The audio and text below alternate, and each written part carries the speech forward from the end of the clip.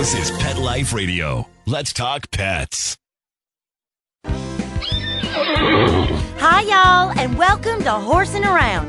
Saddle up and get ready to have a darn tootin', galloping good time as we trot out the show that's your ultimate horse source, of course. Find out how to use good old horse sense when it comes to breeding, feeding, training, and explaining. From practical tips on caring for your horse's health to advice on how to buy horse supplies, including bridles, halters, saddles, and more. So get ready to start horsing around with your host, horse expert and award-winning rider, Audrey Pavia. Howdy, Audrey. Hello, I'm Audrey Pavia, and you're listening to Horsing Around on PetLifeRadio.com. Horses are amazing creatures that provoke great passion in the people who love them, but sometimes they can be challenging animals to care for. On Horsing Around, with the help of a variety of equine experts, we'll look at many of the varied aspects to living with, riding, and caring for horses. Do you want to get started in riding or improve the skills you already have? Then you need a good instructor.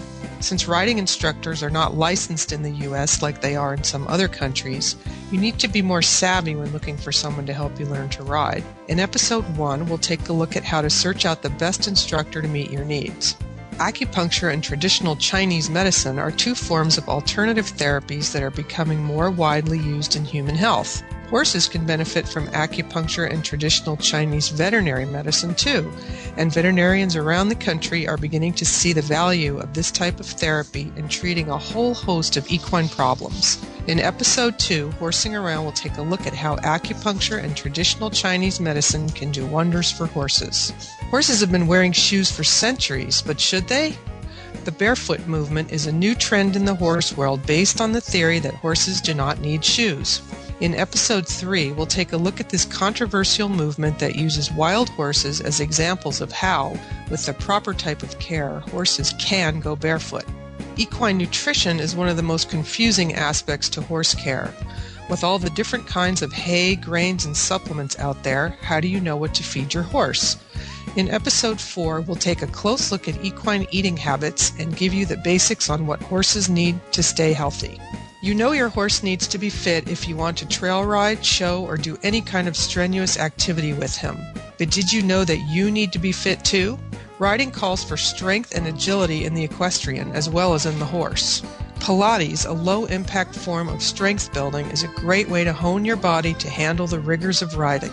Pilates, designed specifically for equestrians, can help you become strong and fit in the saddle. In Episode 5, we'll explain how Pilates can aid you in being a better rider, and will guide you on how to find the right person to teach you this type of fitness training. There was a time when horse people could just jump on their horses and go anywhere they wanted. Those days are long gone, and today it can be a challenge for riders to find trails they can access near their homes. Equestrian trail preservation is a growing movement in the horse world and is something every horse owner needs to know about. In Episode 6, we give you a rundown of what's going on with equestrian trails in the U.S. and what you can do to ensure we continue to have places to ride.